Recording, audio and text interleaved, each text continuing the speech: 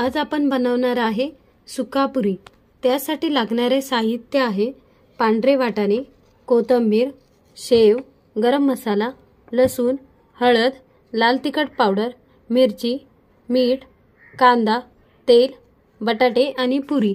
आता कुकर गॅसवरती ठेवला आहे। त्यामध्ये पांढरे वाटाणे आणि थोडंसं पाणी टाकत आहे। आता त्यामध्ये आपण एक बटाटा टाकत आहे।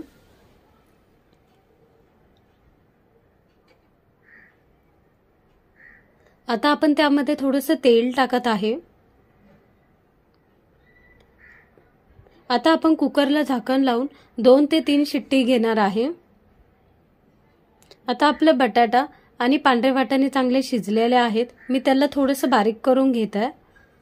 आता गॅसवरती एक टोप ठेवला आहे। त्यामध्ये थोडंसं तेल टाकत आहे। आता आपण त्यामध्ये टाकत आहे बारीक केलेला लसूण आणि बारीक केलेली मिरची। आता तेलामध्ये ते चांगलं भाजून घेणार आहे।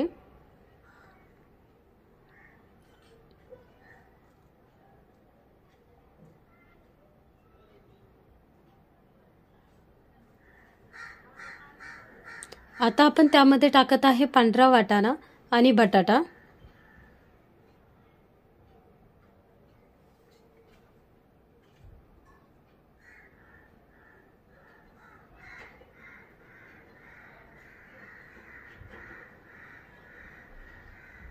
आता आपण त्यामध्ये टाकत आहे गरम मसाला,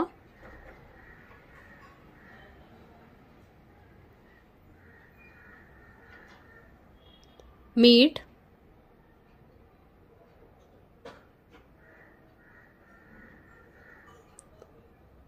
लाल तिखट पावडर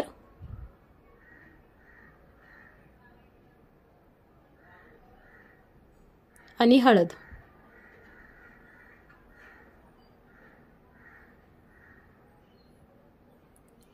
आता हे चांगलं मिक्स करून घेत आहे।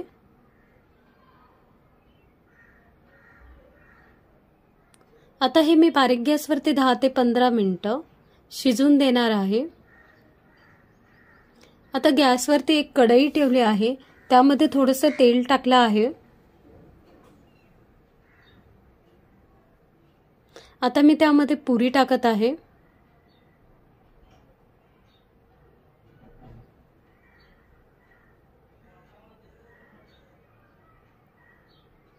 आता पुरी मी तेलामध्ये चांगली तळून घेणार आहे।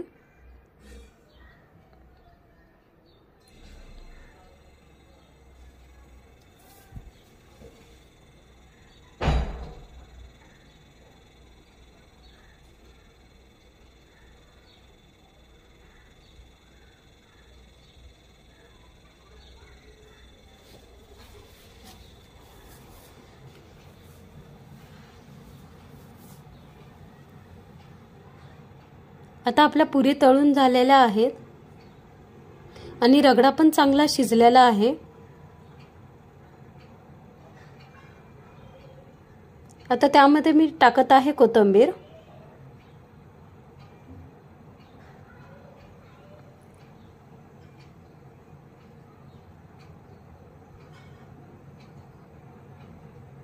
आता आपला रगडा तयार झाला आहे।